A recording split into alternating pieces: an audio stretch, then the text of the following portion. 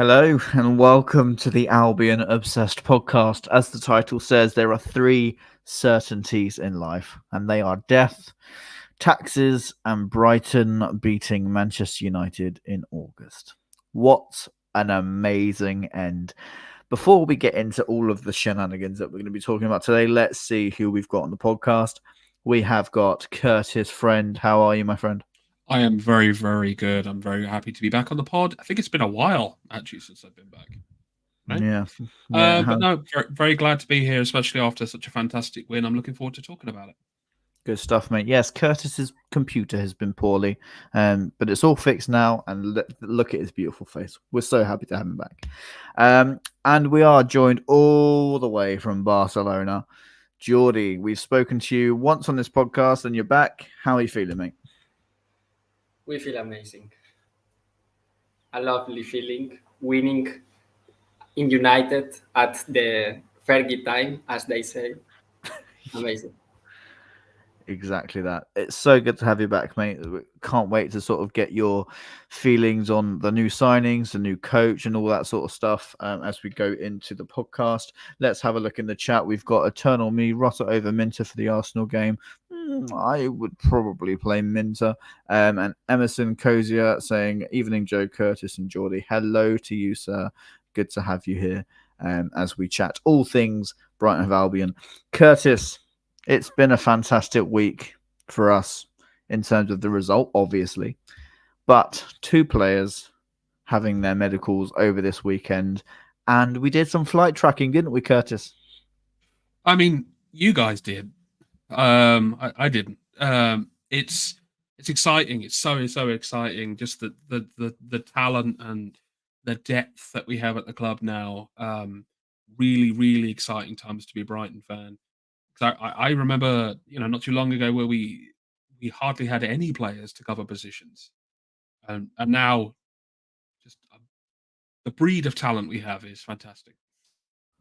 Yeah, being utterly spoilt for choice. Dan in the chat, evening guys. Looking forward to our biannual We Beat Manchester United chat. Yeah, absolutely. Hoping to do the double over them this season as well.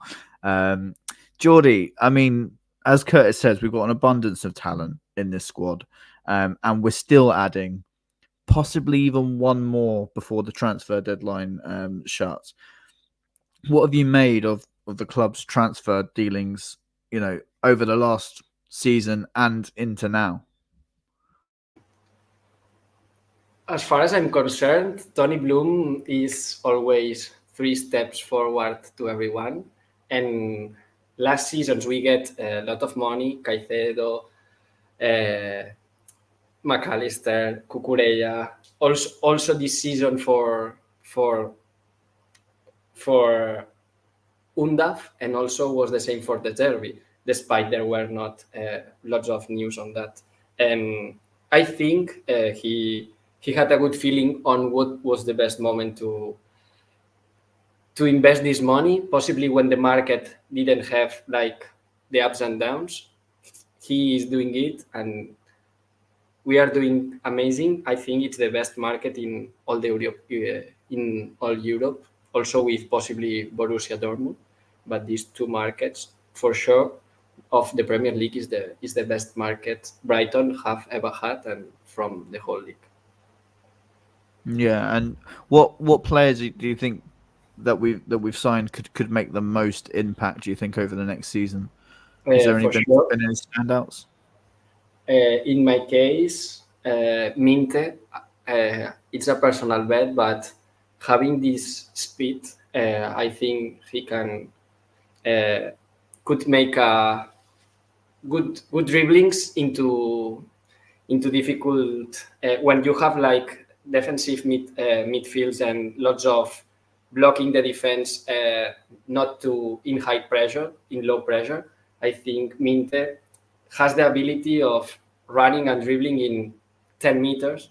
For example, the goal against Everton, he was, I don't know if it was Mikolenko, but he was like winning in 10 meters, 5 meters. So having Minte in a good status and having Mitoma, and also if Enciso can come in a good status, for me would be amazing, because it's like Joao Pedro, Welbeck, and Ferguson, both three as a 9. Also, we have Joao Pedro and we have Enciso are amazing. We have March when we will come, but you have the options of a Dingra. It's like lots of possibilities. So for me, the good behavior that I have, it's like if we are able to go on loan, for example, the players that we give, for example, into Leicester, Buonanotte, if Buonanotte with this level, we can afford to, yes, go on loan, is because internally we have like a lot, an amazing depth of the squad. And this should be considered. Yeah, I think you're absolutely spot on.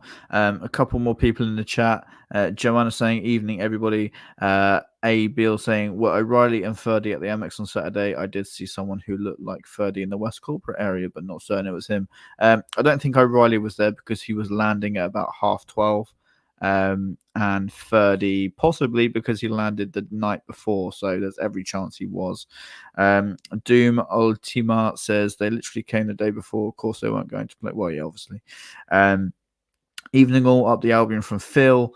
And Eternal Me says definitely need another quality centre back as cover for Dunk and Van Hecke. Yeah, I mean Dunk and Van Hecke, unbelievable partnership, but when inevitably one of them gets injured, given our luck last season. I think Boscagli could come in and do a really good job. I think even Igor Veltman can do a really good job and cover there as well if needs be, if push really came to shove. Curtis, it's so good having this depth, isn't it? Because when you've got Mitoma and Minter, yeah, I mean that's an unbelievable wing pairing.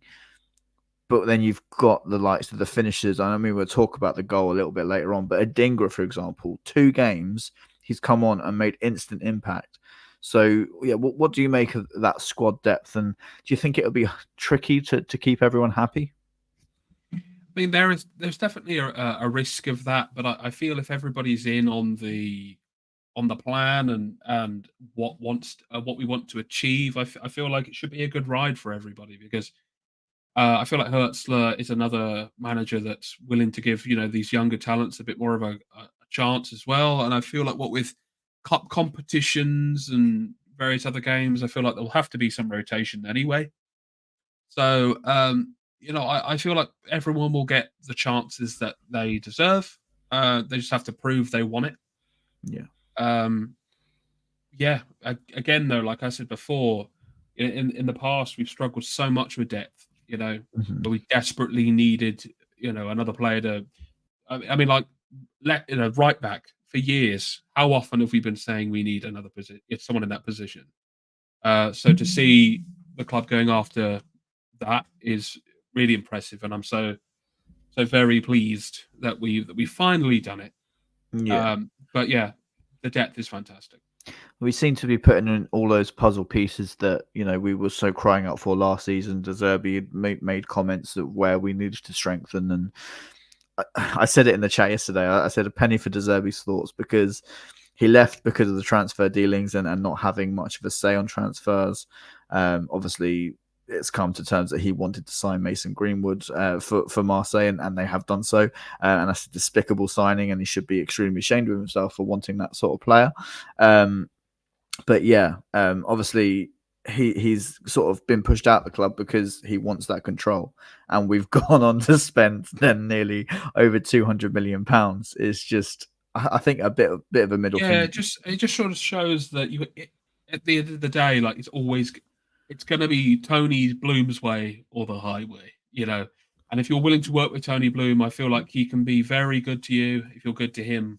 And I think that's abundantly clear. Like, Hürzeler's very glad to do it this way, and he's been back to the gills. So, yeah, exactly that. And when you back your manager, you're going to have a very happy manager as well. So glad the club are sort of working it both ways, and giving him, as Paul Barber always says, we're giving him the best tools possible to compete for a really exciting season ahead.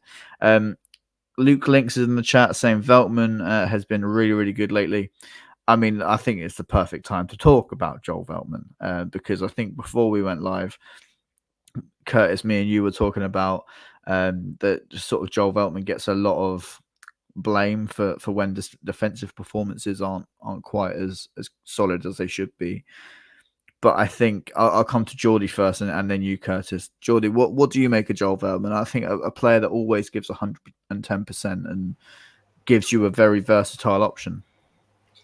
My answer is top 20 defenders underrated of the Premier League, for sure. And it was one time here in Barcelona 3 years ago that in the newspaper they appeared the possibility to get Veltman here. And for me, if it's a big club, possibly could not be in your top 11, but Veltman, I can imagine in lots of big clubs, also in Manchester City, as the second right back. And for me, would not be like a huge issue. It's like a player that has always a 7 or an 8 on average as a center defender, a right center defender, or also as a right back. So for me, one of the most underrated players. Also, it's good in positional game. It's so good with the ball. Also, it's good in dead balls. So for me, top player. Yeah, and he's, I think, always guaranteed to get you a goal at some point in the season, albeit just the one goal, obviously, like he likes to do, his annual seasonal goal. Curtis, I mean, I'll sort of hand the reins over to you, just sort of give your lowdown of Joel Veltman and how good of a signing he's been. 900,000 Great British pounds we signed him for, by the way. And he's been with us, 4 seasons now? I mean... how good's he been?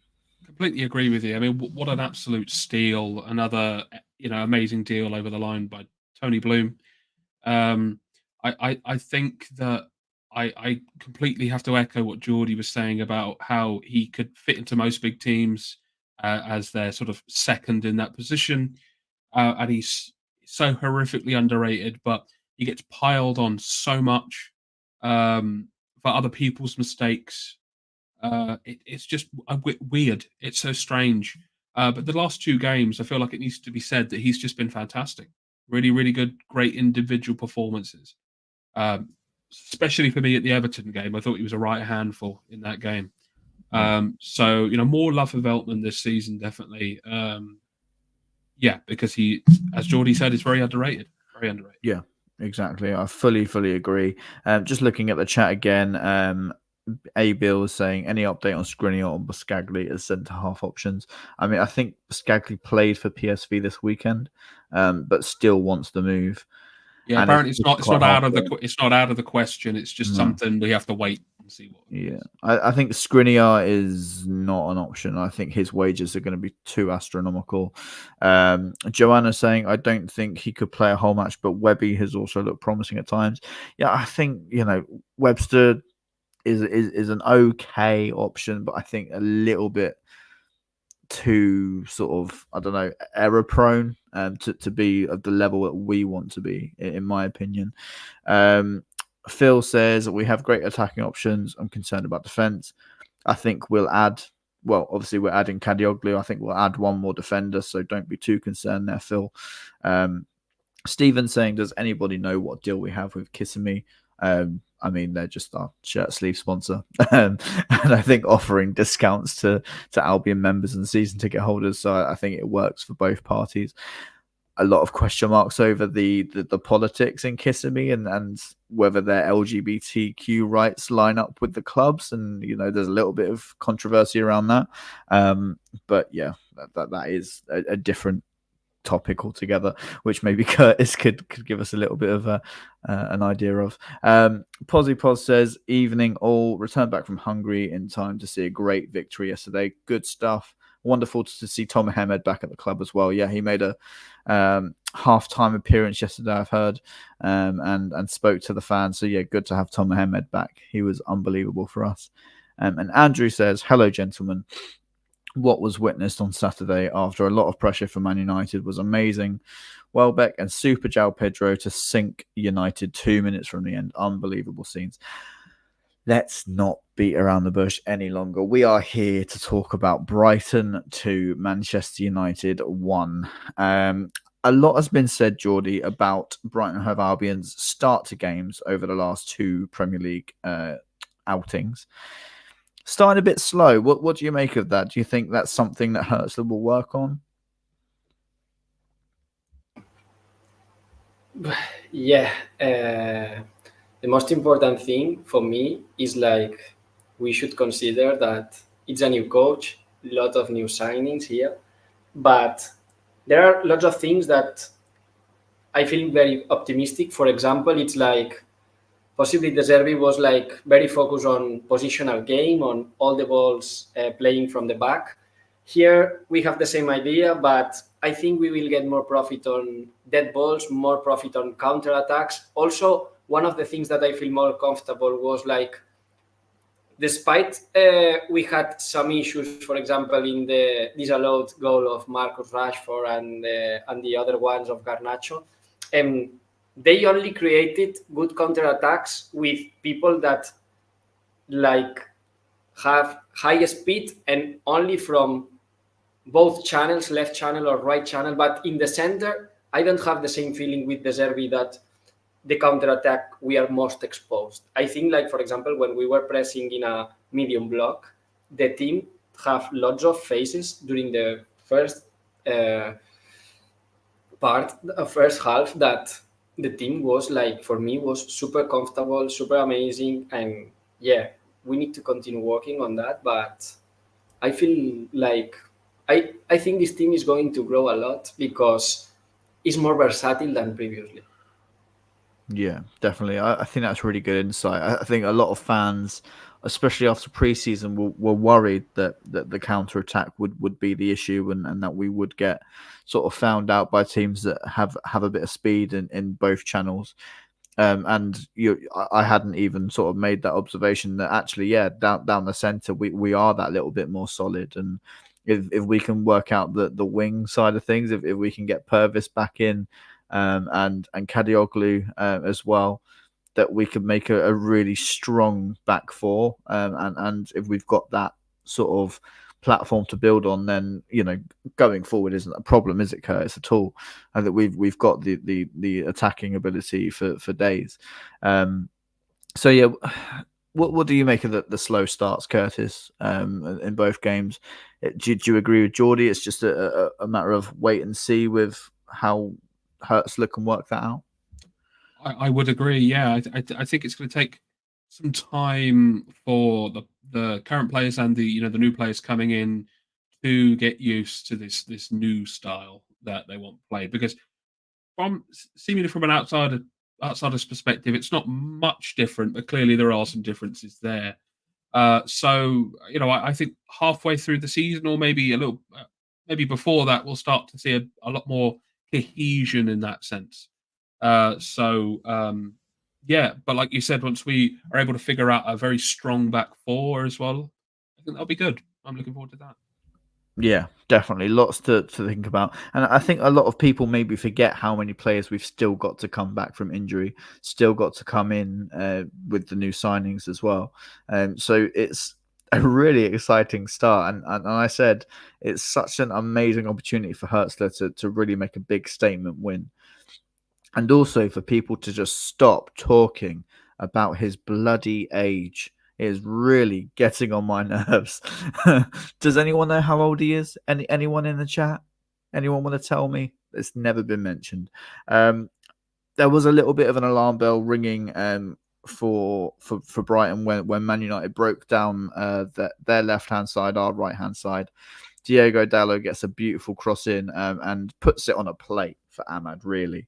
Should be burying that. Jordy, was that a bit of a let-off that Ahmad just couldn't finish that chance? Ahmad and Diego Dalot was difficult to fix on that. Possibly it's easier to attack because Mitoma, I think, is a good player, but on defensive needs to improve. And yes, finally we had Hinselwood, amazing player, but we should remember that our starter 11 it's Pervis Estupiñán. So, and for example, this occasion possibly, or this opportunity of them when Baleba appears on the match, a lot of these opportunities didn't appear more because, yeah, we are adjusting some things. There are lots of players. Imagine that, I don't know, but such a Liverpool of club needs to improve like the players during 2 seasons to see the best version. Quick players that can attack our backs are difficult to defend, but I think we are growing. For example, I don't know, but yesterday Milner was outstanding. For me, Jean-Paul Van Heck was outstanding too. Also, Gilmore make an amazing match despite possibly it's going to Napoli. So I can't say nothing bad. It's like these kind of players like Amad Diallo possibly, I don't know, when you saw Manchester United, I saw like a good quality of the players.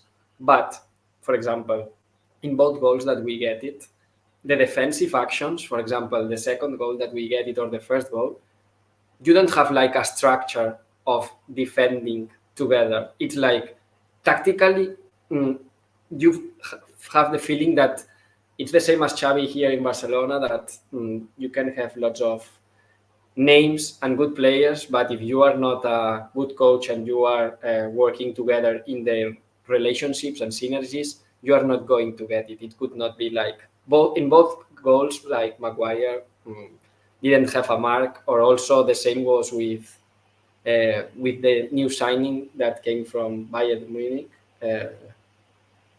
Another amazing player, but all our right channel, like Joao Pedro and other options, like Enciso, I thought, hello.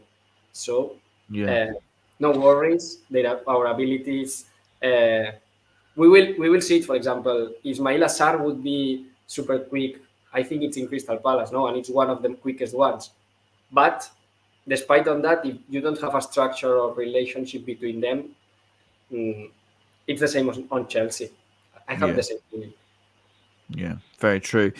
Stevens made a comment about our pre-season result against Villarreal, saying that it's not looking too bad now after Villarreal's opening 2 games, a draw at home to Atletico Madrid and an away victory at Sevilla. Sorry, Jordy, could you sort of give us an insight into if that was a really good result for the Albion, beating Villarreal 4-0? Where are they at as a team in La Liga at the moment? Can you repeat the question in order to be more specific on the answer? Yeah, of course. So Stevens just pointed out in the chat that we beat Villarreal 4-0 in pre-season. I remember.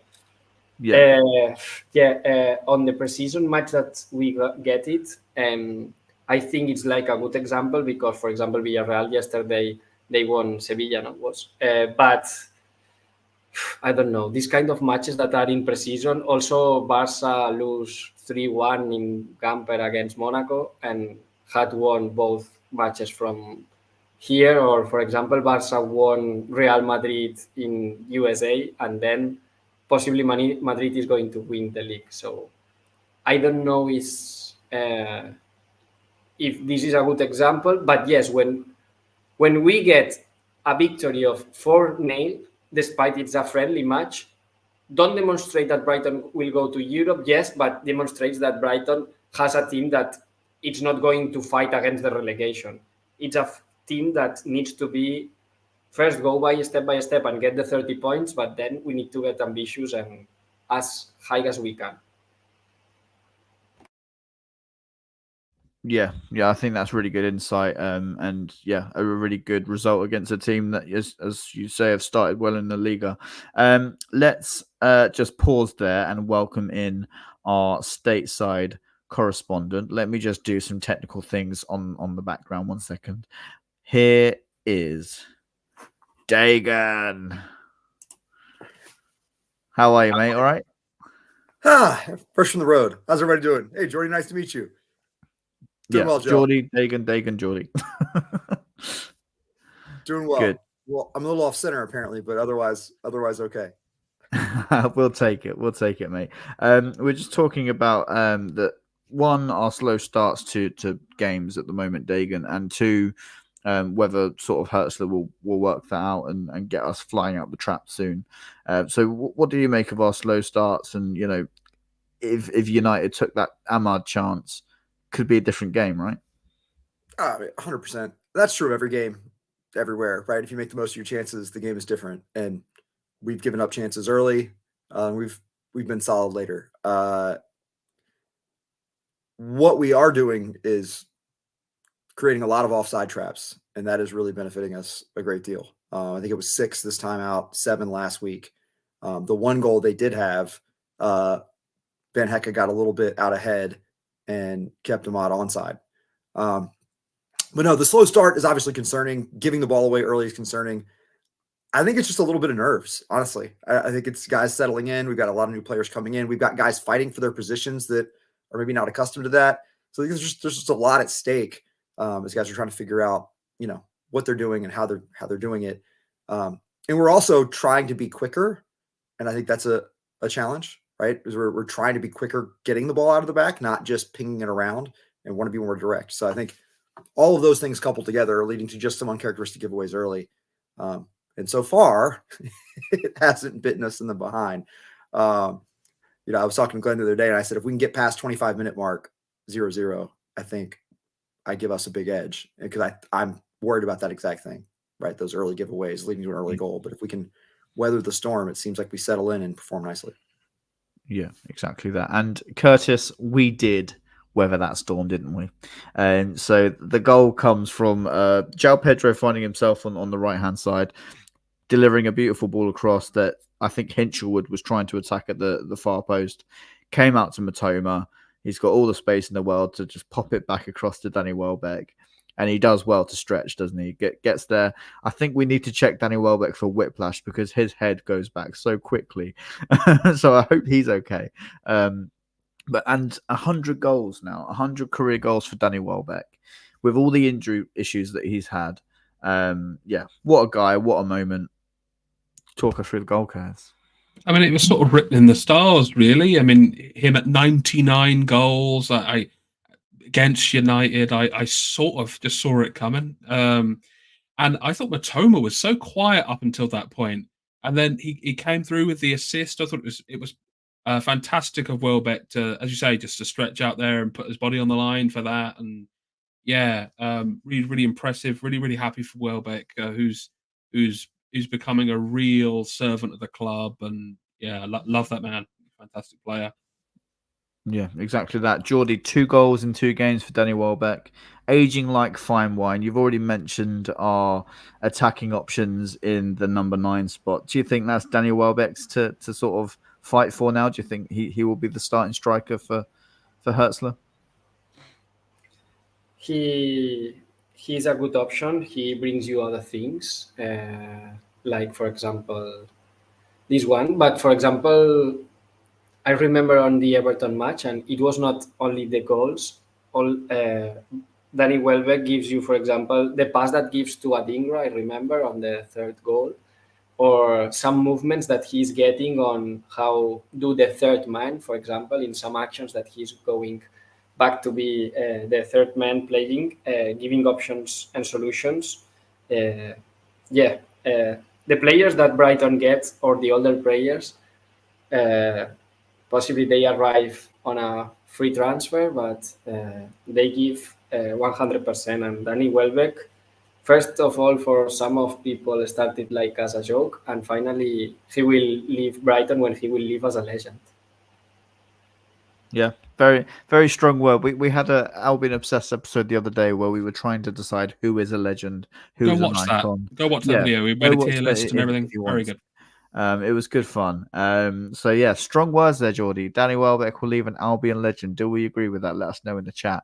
Dagan, I mean, yeah, we scored, and then luckily it was an offside goal from Rashford, and a very good save from Jason Steele. Let's just point that out. He didn't know it was offside, so unbelievable save.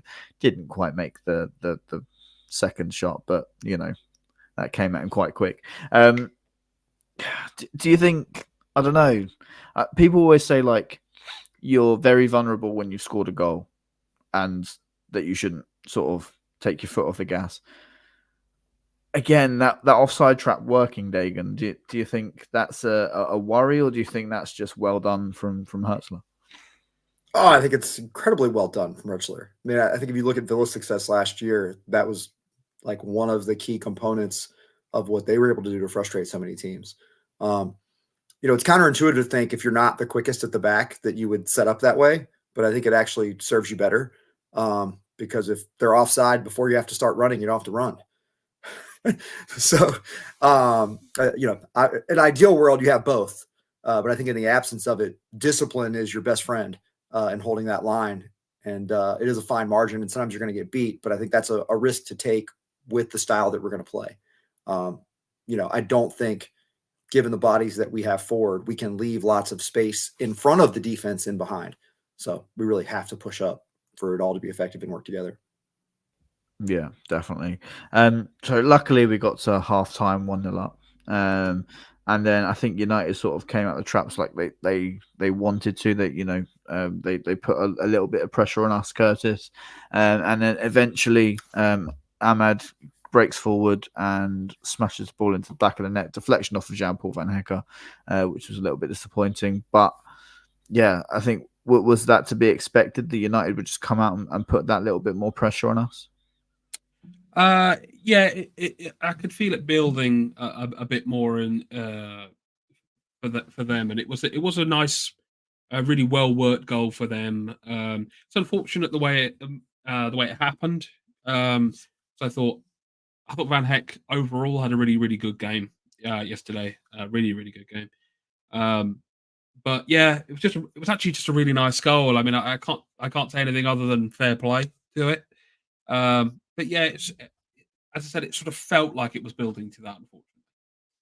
Yeah, and the pressure didn't stop there, Jordy. It wasn't long before they broke forward again down the same wing. The ball finds itself all the way across to Garnacho. Xerxes sliding in. Thank God Xerxes is sliding in, because it comes off his knee. And something that I didn't even notice when the ball had gone in. Is that lucky? A lot of the United fans are saying the rule needs to change. That's ridiculous. What's your take on that sort of lucky offside goal? We were lucky, but also they were lucky because 3 minutes or 5 minutes ago, Welbeck had an outstanding head and going into the top corner of the post. So, yeah, lucky, but Giggs had the option to don't get up the knee. So that's all. Possibly we were a little bit unlucky on how the action was produced. Finally, if we get, I don't know, but possibly at this moment, they also get the goal of Diallo when we were close to a 2-0 or 3-0 and a 1-1 tying the match. Then we were lucky a little bit, and after the last 10-15 minutes, the small team were them and not us, because we managed in a very mature way. Yeah, good point. Dagan, something that Glenn always says to me, always offers that little bit of wisdom. The ball bounces sometimes for you, sometimes against you. The ball was bouncing certainly our way when that goal went in. So yeah, what did you make of, as you said in the chat, Zerk's knee? That will always be his name in my mind forever now. That N is going to live in between. Zerk's knee forever. I mean, really unlucky for them. Just really unlucky for them. That's the kind of stuff in the sport where the margins are so incredibly small sometimes, and that makes all the difference. And I think I said in the chat, right, those are the kinds of the way the game ended, and I will talk more about that later, but are the kinds of wins that United often gets, where you feel like they didn't deserve it and they come away with 3 points. And that's what, big clubs seem to do. Call seems to go their way. There's a foul in the box or something happens, and, you make your own luck to some extent. And I think we put ourselves in a lot of good positions. We obviously gave them a couple of chances. We really had a weak spell during that run where we looked very vulnerable and kind of switched off. After that, that was sort of a pivotal point where we caught this break and it was like, okay, we got to wake up or we're going to lose this. And then we were much more solid, I thought, after that moment of misfortune for them. And, look, that's a team growing together and we're going to see more of that, right? This team is not fully formed yet. I mean, when you looked at the list of players that were out, I don't know if you guys have talked about that already, but it's, there are 8 guys missing that have a claim to potentially be a starter by the time we're a month from now. And that's staggering, right? Verbruggen was out. Wiefer, Gruda not yet bedded in. They got a knock. Obviously, Kadioglu and OReilly are coming in. And Estupinian is not back. Who am I leaving out? There are 2 more. Ferguson and March. Ferguson and March. As well. Evil. Yeah. It's, and not to say anything of Jorginho as well, who, we saw him, so he was available, but not fully available yet as a guy who's, just come in this week. It's an embarrassment of riches. There are going to be, growing pains. There are going to be rough moments. The really fascinating thing is, can we continue to win ugly through those moments? Because we have not shown a great propensity to win ugly in the past. And I think Hürzeler's sort of go-to of being more resolute and more pragmatic defensively and, pressuring the ball initially and then getting 5 back, on the back line after that initial pressure is so key. And I was thinking about this yesterday.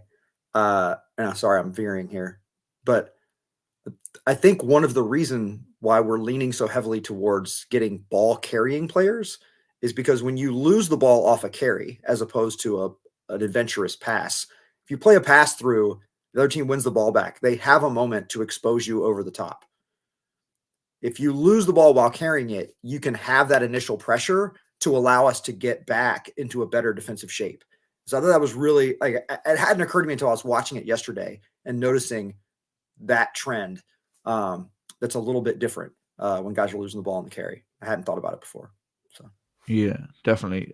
Jordy, you're a coach man in Barcelona there. What's your take on that sort of tactical outlook from Dagan? Do you think that's sort of pretty spot on? Totally. When Dagan was telling this now, I remember a little bit like Hürzeler have a little bit of idea of the German Gengar pressing. No, a little bit reminds me a little bit of Klopp when how you react in order to press and be in a better position. It's better because possibly you run quick or the quick reaction you need to have, but it allows you to don't run more or to don't be disallowed on a position or not be well connected with your teammates or the distance that you have between all the positions. So yeah, I could not be more 100%. I agree 100% on all the opinion on Dagan. This type of Gengar pressing would help us a lot, and yeah, we have lots of registers with Hürzeler. I don't know, but now because it's like second official match in the Premier League, but I think this team will grow and it would be amazing. Yeah, Dagan, you wasn't here for our pre-show chat. Jordy thinks that we could possibly get Champions League, so you two are going to get on like a house on fire. We'll get more onto those sort of season predictions towards the end, I think, before we start deviating too much. Let's have a look at the chat very quickly. Jason says, "Evening, ladies and gents. Sorry I'm late. What an amazing weekend, especially as my wife supports Manchester United." Lucky. Joanna says, "I think the subs make a big difference." Yeah, we'll talk about the subs impact for sure. When they came on, definitely was in our favor. We forgot to speak about Lamptey. I think Lamptey's one of those where it's like, how long can he stay fit for? Rather than being an option for us, unfortunately. Eternal Me says our starting lineup will look a lot different in a couple of weeks. Yep, I think so. Podsy Pod says, I thought Believer was superb and made a big difference. Yeah, I'm not sure why he didn't start, but it's what it is. And Andrew says, I thought Hinshaw would have an okay game in parts, could have done better. he's not a left back. Minter tries to take on the world, and he's brilliant. Great to see Gilmore played. He really good. Yeah, that was the goodbye from Billy Gilmore, Curtis, as you call him, Billy Clifford Gilmore. Yeah, is that the perfect goodbye, Curtis? Assuming that's the case, I feel he on a really good stage showed how important of a player he is to any team in the world. You know, I'm very I'm a bit annoyed, really. I because clearly he wants the move. I think that's abundantly clear. I would do anything I could to keep hold of that man. I think he's fantastic, really great player. But he's another one that sometimes gets lumped on for mistakes, and you know, it's weird to me. So yeah. But if that's the last time we see him out there, then you know he's been great for us, and I wish him well at Napoli. Definitely. So suggestions in the chat. Curtis says he'd do anything to keep Billy Gilmore. What should Curtis do to keep Billy Gilmore? Let us know at Albion Obsessed, and we'll get the club to make him do it. I don't want to get arrested for anything. So serious suggestions, please. There you go.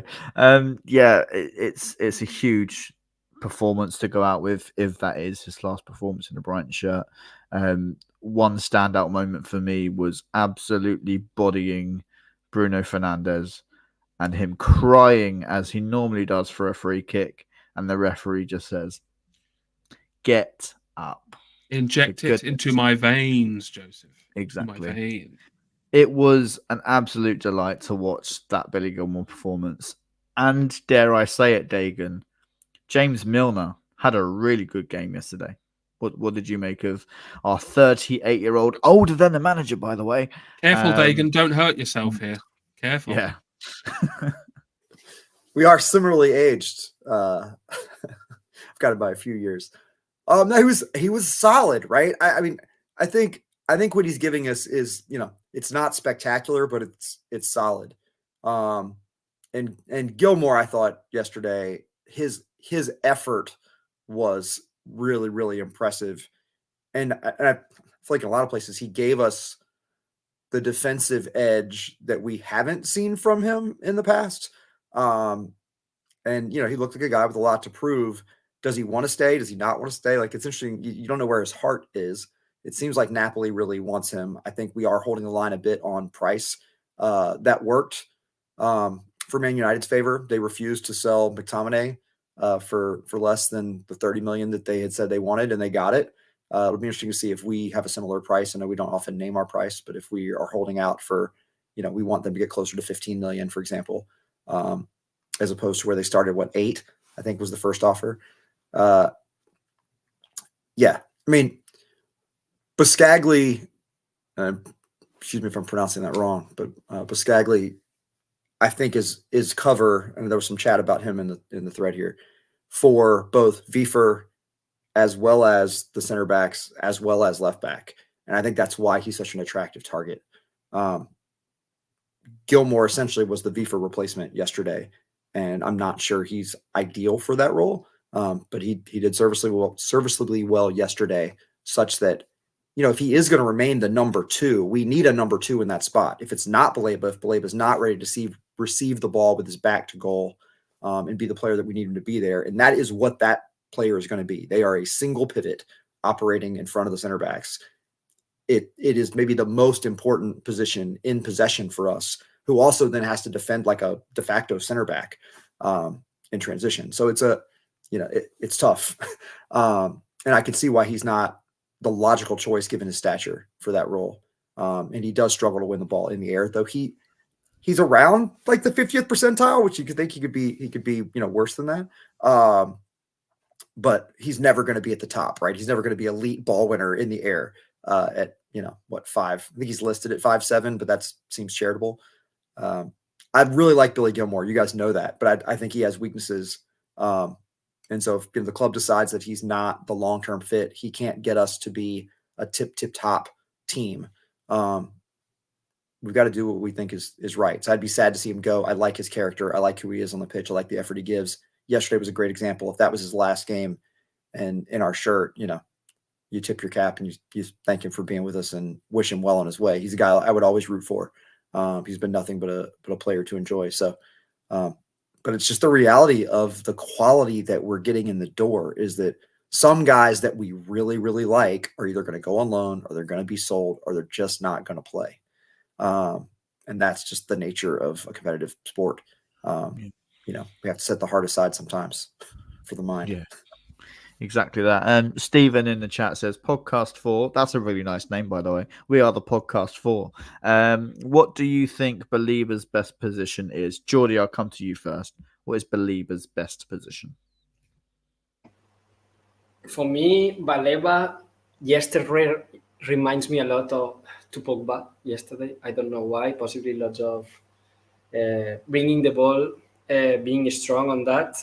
But yeah, for me, when we are playing like with two in midfield, being one of these two, it's possibly his best position.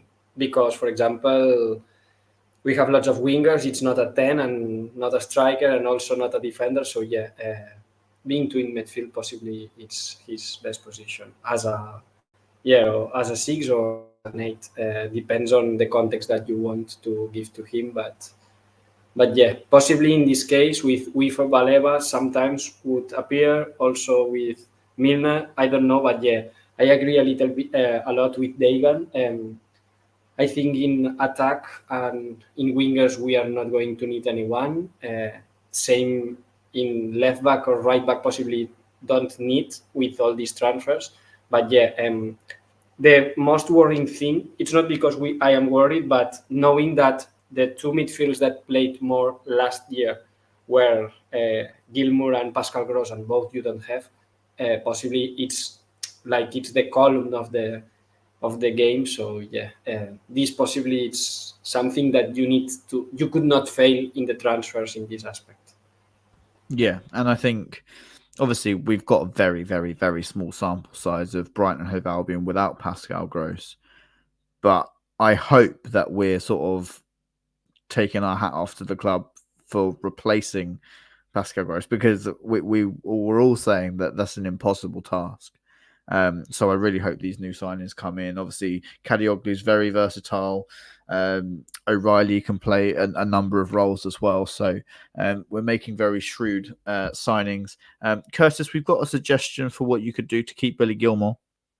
Posy Pos says Curtis can learn to play the bagpipes and play Sussex by the Sea with the Albion Obsessed crew wearing kilts, Scottish dancing. If I start working on it now, I'll get back to you by the next podcast. All right. Okay, cool. So we might get Billy Gilmore in the next transfer window, so we can sort of, we'll see. I can't promise anything. That's fine. Charlie's made a really good comment about Milner's performance and setting the standards on the pitch. Dagan, 38 years old, the intensity of the press, number of sprints, and says O'Reilly appears to be the man for that role ultimately, but great to see what Milner is producing. If you've got a 38-year-old professional setting that standard, there's no excuse for the younger guys to not be pressing that intensely, right? No, absolutely. And he has set the standard. I thought that was really well put by Charlie. Yeah. Again, I would echo what I said before. He's just been really, really solid. He's doing all of the jobs. And I think, to your point, he is a 38-year-old guy doing those jobs. It's easy to point at him to the younger guys like, you have to match this guy's effort or you can't take his job. But you've got guys vying for it. I mean, I think Baleba's best position, Jordy, I think he's cast as a 6, and you said 6 or 8. And I lean more to 8. I think he is more of a ball carrier than he is just a straight, ball winner. He can win the ball back, but I think he's better winning the ball in recovery than he is being that primary, I'm reading the game and stepping up and finding the right spot. His hustle and his pace is sort of his biggest asset. So it's like he's better if he's not the most dependent on midfielder for defensive responsibilities. But if he's like the cleanup man who can sort of help erase the mistakes, or if we for missteps, Baleba is the one speeding to catch up, that would be ideal. But I just see him as having a sort of more attacking mindset. He wants to carry the ball forward. maybe a beat longer than we'll see Wiefer do or Wiefer do typically. Yeah. Whilst we're on the topic of Belieber, can we just pay homage to how bloody wholesome that man is? In every single piece of content, the boy is whistling with the biggest grin on his face. He's that you could oblivious ever see. every time. I reckon he's just noticing like a bubble or a balloon walking by every time the camera catches him, Mate, because he's honestly, so I love happy that every guy. time. I love that guy so much. Jason saying in the chat, can we just mention how well Pascal is doing at Dortmund? Yeah, absolutely. Pascal Gross, you can do whatever you like, mate. We are fully supporting you until you hang your boots up. And when you do Not hang even your boots upset about it. Not even upset about it. no, definitely not. I haven't cried into my Pascal Gross t-shirts, but that's fine. When you do hang your boots up, or even before, come back, please. We want to see you again and say our goodbyes for sure. Let's not beat around the bush any longer. Let's talk about the moment of the game, of course, which came in the 95th minute. We've already spoken about the impact of the substitutes, and I'm going to sort of give a nod to 3 of the substitutes who made an unbelievable impact in Ciso winning the corner. Amazing from Jan-Paul Van Hecker to keep it alive when the ball came in. It comes out to a Yari. Amazing ball into a Dingra who attacks the space. And that ball hung in the air, Dagan, for about 6 years until Joao Pedro eventually put it into the back of the net. I mean, what a moment, right? What a moment. And before I start talking about Joao Pedro, the poise from Adingra, and I think you said this or someone said it in the chat, Joe. Was it you? That so many players would have fired a shot there instead of taking that extra touch. And then, I mean, the touch, the weight on the pass was just pinpoint perfect. I mean, he couldn't have put it on a plate any better for Joao Pedro. My United friend, was complaining about the marking there. And he was like, but if it had been us, we would have sailed the header over the bar. And, the poise from Joao Pedro to just, I mean, again, he put it in the exact right spot. Onana was left wrong-footed. And I'm going to talk about myself in the chat now. I said, 2 to 5 minutes before, Joao Pedro, I'm going to quote myself here, Joao Pedro has been a mess today, maybe a magic moment in store.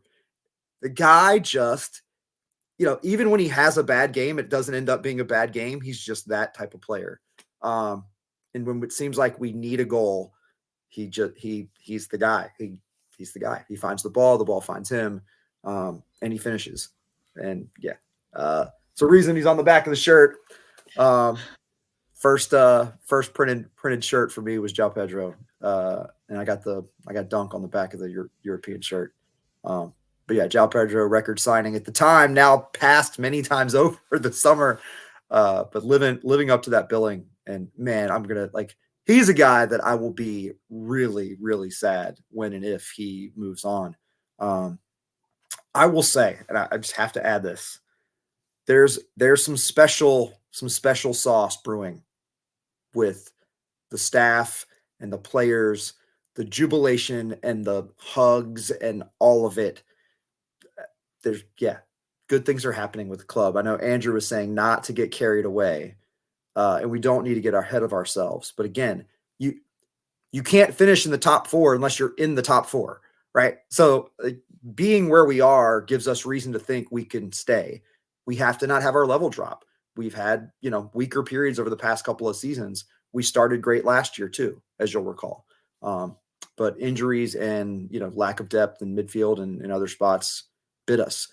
Some of those same issues I feel like we've corrected. So it'll be interesting to see. I know I get off on a tangent here, but just thrilled.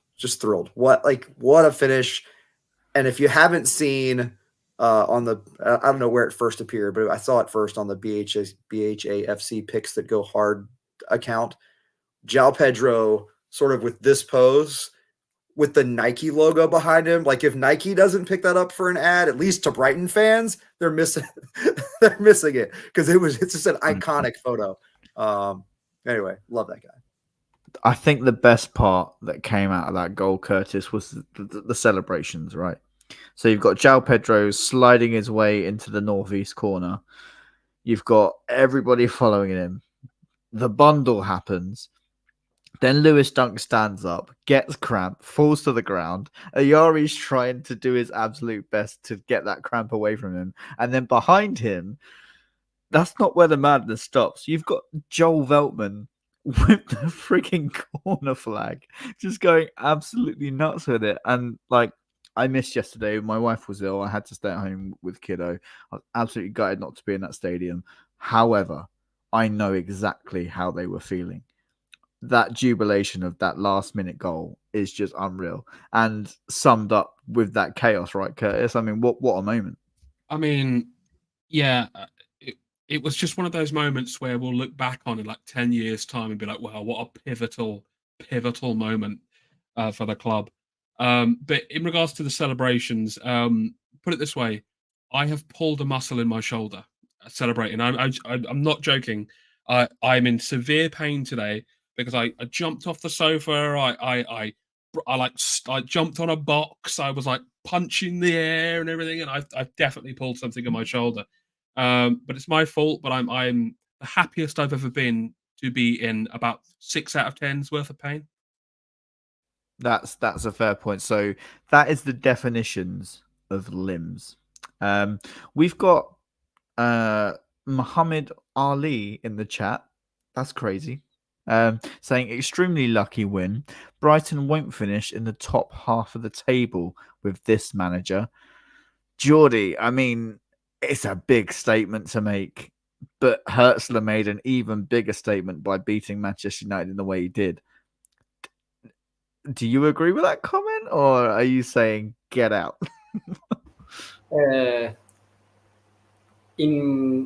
First of all, just the other thing that I want to add before that you were talking on the limbs were like, remember that 2 or 3 minutes before, it was a good shot of Enciso that reminds me a lot to the Chelsea and Manchester City one that was 1 meter below and it was in the top of the net. So this kind of confidence, I like it. And also listening to Dagan, I loved it because the mature way of thinking of Adingra before getting the center was amazing because a lot of players that don't understand the game would have shot and that's all. And the way of doing the movement and trying to reach what was the best option for me demonstrate which is the mature team and which is not. How we react on these moments, yeah. But thinking into how we are going to finish with Hürzeler or in what position, I just want to remember you some things that it's before you were telling me, Jordy, you bet a lot telling that we can get Champions League, but I just want to put context. Manchester City has like 120 actions that needs to do this year, the go into the court and possibly would be some point deduction or relegation. The same is for Leicester. So it's another team that would not finish the season without having points deduction. And I know that possibly Nottingham and Everton could be in this position. So possibly the relegation would be amazing. But another thing is like Aston Villa will have the effect of Champions League. And another thing is like this year in Champions League with the group system also can be that 5 teams go into the Champions League. So if Manchester City is top 5, you being the 6th on the table, you can go also into the Champions League. So I think that Tony Bloom is cleverer than us and doing the investment, possibly he has been. Some teams are not in their best moments. We can reach it. There are financially, they are getting super strict. So possibly it's the moment to overpass them and try to come back to Europe. I think it's really possible, understanding all the financial context. Yeah, Dagan, mate, that's probably music to your ears, isn't it? It is. It is. None of it's lost on me. And look, I'm the resident optimist, but I will harken back to 2 years ago when I first started speaking with you guys and I was saying we're going to make Europe, and you guys thought I was a lunatic. Now, again, I was optimistic last year as well. Yeah, I could not have predicted De Zerbi would have imploded the way that it seems he did. So I don't feel bad about that. But what makes me believe in the club and in the likelihood that we're going to continue to see our results improve is that's the plan. And if our history has told us anything, and for even the Albion fans who have been around for a long time, and you guys do the thing like, oh, it's the Brighton way, this is what's going to happen, it's going to go badly. The long-term trajectory under Tony Bloom of 15 years is that things are not going to go badly. There has been a steady rise. That chart that I keep sending out is not make-believe. It's real life. It's real life from 60th to 6th. Like, when we dropped last time by more than 2 in the Hippia year by 14 places, the next year we rose 17 spots. 17 spots. 3 more than we dropped. This last year we dropped 5 places. If we go up 3 more, that's 8. That's 3rd. Now, I'm not saying we're going to do it, but I'm saying if we looked at the summer and said, what in the world is Tony Bloom up to? He's up to making us better, making us a European contender at the very least. And so could it go sideways? Sure. Do we have a 31-year-old manager? Yes. Did that 31-year-old manager win his first 10 games as a manager? He did, actually. So it's not unfathomable that this 31-year-old manager is going to come here and be at least nearly as successful as he was in Germany. Because in Germany, over the past 1.5 years, he was the best. He was the best in terms of winning football matches. So, like, I get it's a different context, and it is the Premier League, and he's fighting an uphill battle. St. Pauli is not exactly a powerhouse with a roster that was far better than anyone in Bundesliga 2. Far from it. But he took the pieces at his disposal, and he won matches. That's a manager you want in your corner. Period. So I don't think Jordy is being unrealistically optimistic. I don't think I am either. Is there a guarantee that we're going to do that? Of course not. But I think we have as good a chance, and especially Jordy, some of the factors you pointed out that are a little bit inflated this year because of special circumstances, potentially. I also think Liverpool has a brand new manager. He's not receiving nearly the amount of questions, despite the fact that, he's in the Eredivisie. Players come from the Eredivisie and you're like, oh, they're not going to be good enough for the Premier League. But a manager comes and he's going to be fine and they're going to win all the games. Now, I like Slot. I think he's going to do quite well. But I think there are just as many questions about what he'll do as what Hürzeler will do. No one's predicting Liverpool to go down or even to not make Europe for that much. But I think they will. I think they'll be right there in the top 4 with us. But I think we're a contender to stay right where we are in that mix. And again, we could get crushed at Arsenal. Villa just got taken apart in the second half at home by Arsenal, so we're going away. That's a tougher challenge. Will the sky be falling if we lose away to Arsenal next week? No, it won't. We'll be the same team we were this week. Now, if we win and we're sitting top of the league with just us and City alone, or us, City, and Newcastle, or excuse me, us, City, and Liverpool, we will be on cloud 9. We'll still be the same team. We'll still be capable of, giving away goals early and making mistakes. But I still think there are a lot more reasons for optimism than for concern at this point. Yeah, I think it's spot on. Curtis, you have a few thoughts to share there? No, I was going to echo just something Dagan was saying there. It's a long road, and there's going to be some bumps along the way, and I feel like we're not going to get it right every single time. It would be silly to believe that we're going to boss every single match and what have you. But if we stay together with the same mindset, I don't see why we can't beat anyone on our day. So we'll just have to see and believe. Tap the sign. Believe. Yeah, exactly that. Let's dive back into the comments very quickly. Jason says, I thought Joao Pedro's post-match interview about how to just believe that your chance will come. If this is being told to all players, what an ethos for everyone to follow. Yeah, absolutely. Andrew says, super Pedro. Oh my God, top quality scoring in front of the North Stand. It was madness. I can only imagine, Andrew. I was gutted not to be celebrating with you all, but I was celebrating in spirit and not quite damaging my shoulder as Curtis did. But yeah, that's the definition of limbs, I guess. Let's have a look. Let's see if there's any more comments. Ken Briggs says Brighton would be top 6 this year. I certainly hope so.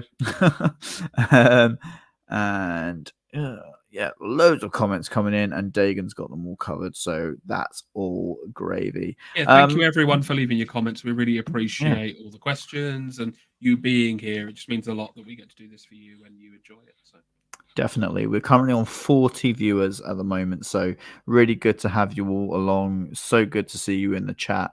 And please do hit the subscribe button if you haven't subscribed to the Albion Obsessed podcast already. It's growing a fantastic community, so join us, and we will give you all of the Albion content that you ever so wish for. I mean, we're talking about Arsenal, but there's a Carabao Cup game in between that. Let's look ahead to Crawley. Jordy, what players are you sort of hoping to have a look at against the League One opposition? It should play everyone here. Like Ruta, I hope that Verbruggen will get his first minutes, and if not, I think Ruta is cup tied, unfortunately. Okay, sorry, this I didn't know. But yeah, all the players that have not played, I don't know. But if there is the option, for example, Webster, I hope he plays. Also, I hope possibly Hinshelwood a little bit more minutes is good. But yeah, all the players on all the depth of the squad, it's interesting. And also youngsters from the under 18, or because it's a good opportunity. I know that we have huge depth of the squad, but if I need to bet, I would bet more in FA Cup. Now I think it's time to have a good rest. In my opinion, next 3 games on the league are Arsenal, and then at home Ipswich and Nottingham, I think. My target is 12 out of 15 on the first 5 match. And I think it's possible because despite if you lose against Arsenal, you can get these 2 matches at home that are not the best rivals on the Premier League. So Crawley, I think it's a good match, but I'm not going to risk tiredness on the team. For example, in my case, Mitoma, the crucial players for me, not in the bench, go at home. If you lose, you lose. But I think that you have highest levels, and that's all. Possibly not lots of us, but the first 2-3 top players that you have rested. My opinion. Yeah, definitely. Curtis, are there any sort of fringe players or youth players that you're excited to see play against Crawley at all? Any fringe players? I'd like to see Lamptey get some minutes. I think that'd be beneficial for him. I absolutely 100% agree with Jordy about just resting the vital players, especially when you really struggle to keep people like Matoma, I'd say, fit, because he wasn't. I would argue that he wasn't fit the whole season.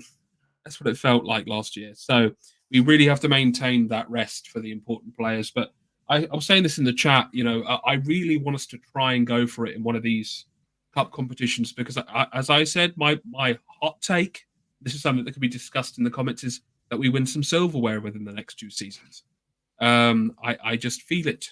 I feel it, and I'd like to go for it, but I don't want that to bleed over into the league games, and where we're lacking in certain players that we could have due to injury and whatnot. So obviously prioritize league games, but I want us to actively try and get some silverware. Yeah, I mean, just the mere thought that we could win a major trophy is just mind-boggling to me. Like, I know we got close a couple of seasons ago in the FA Cup, and the thought of Lewis Dunk leading us out in an FA Cup final and potentially holding that trophy is something that I just cannot process in my brain. And I would, again, like you, Curtis, for keeping Billy Gilmore, I would do anything for Brighton to win a major trophy in my lifetime. So yeah, Dagan, you're pretty positive. Tell me that can happen, please. Oh, it absolutely can happen. I mean, that again, that's a part of the goal.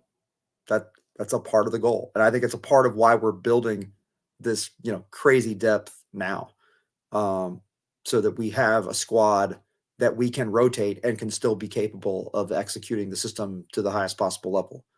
Will some of those guys be younger?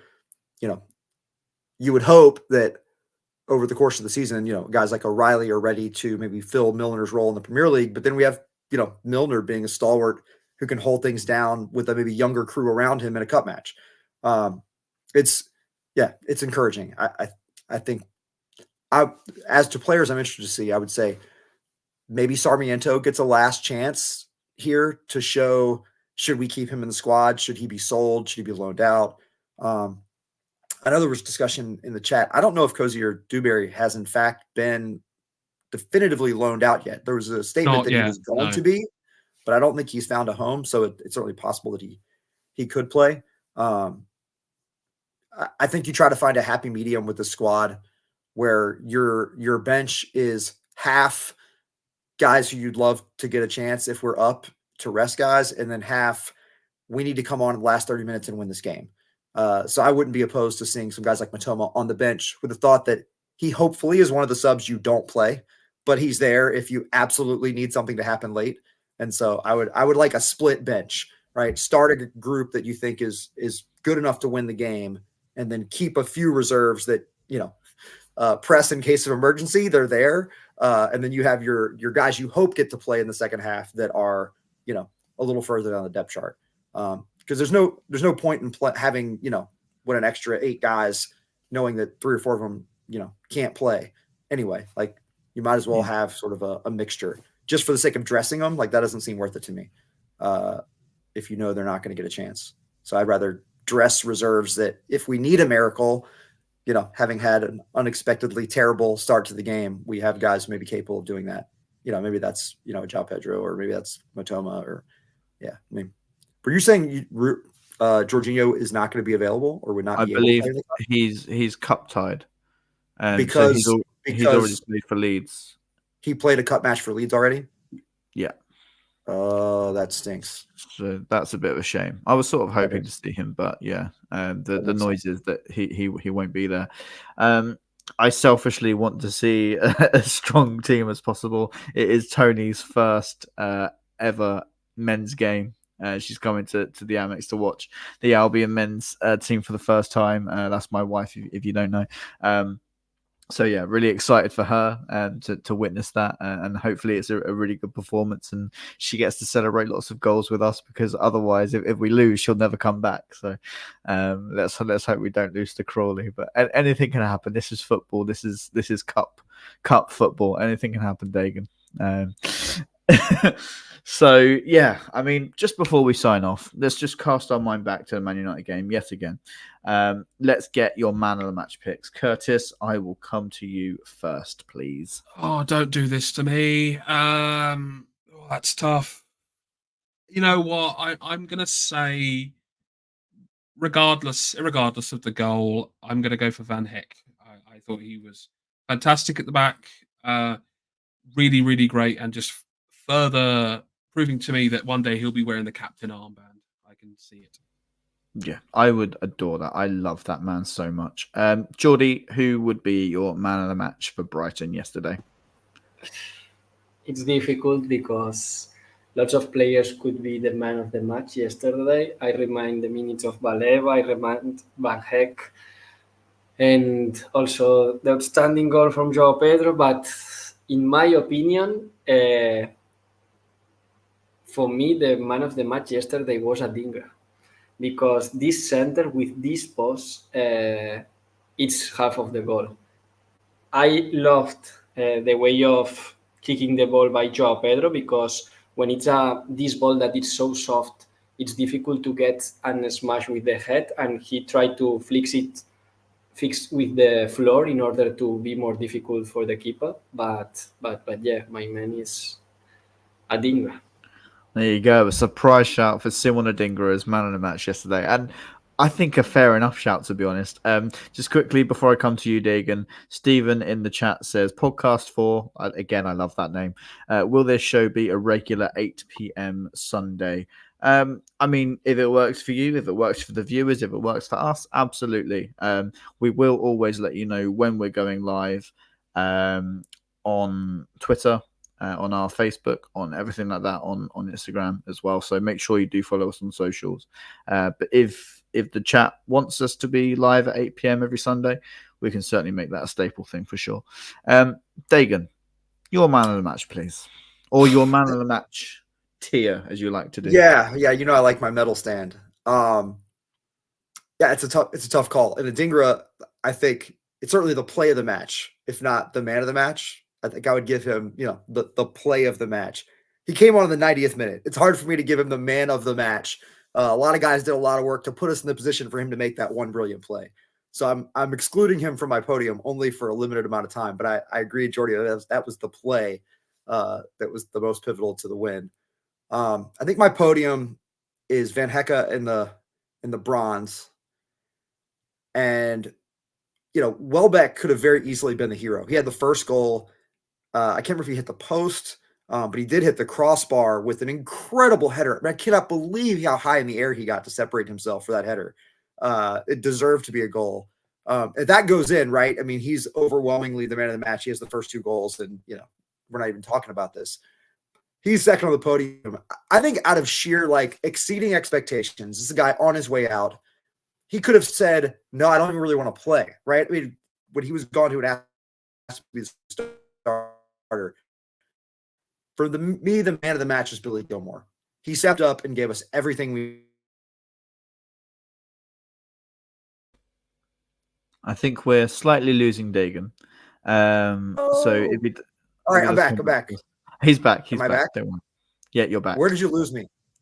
We lose you on saying about Billy Gilmore was your man of the match. Okay, so did you catch the Manu part? Like, literally a wrestling match with Manu in the middle of the field multiple times between Gilmore.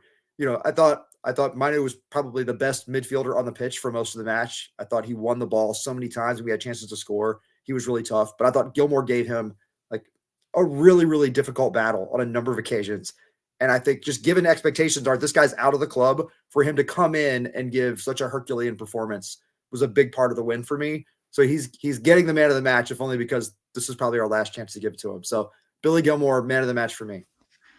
There you go. Dagan, you made me want to give Billy Gilmore man of the match now. You have. I think he's going to get, if I do a tiered list like you do, I think I'll give Welbeck third. I would give Billy Gilmore second. And for me, the man of the match, and again, Curtis, you mentioned that, you know, he wasn't really at fault for the United goal, but Jan-Paul Van Hecke, he was everywhere, and he is an absolute monster.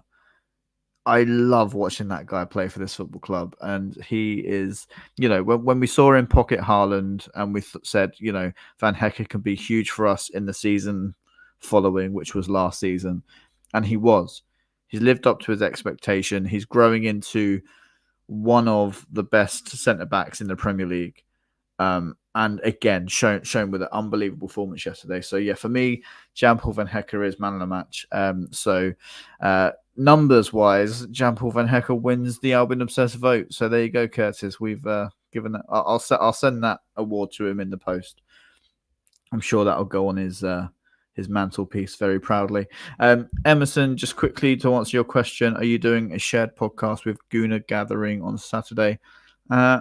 I'm not sure. I've not been contacted, but if they want to contact me, absolutely be more than happy to help out with that. So, as I said at the start of the show, there are 3 certainties in life.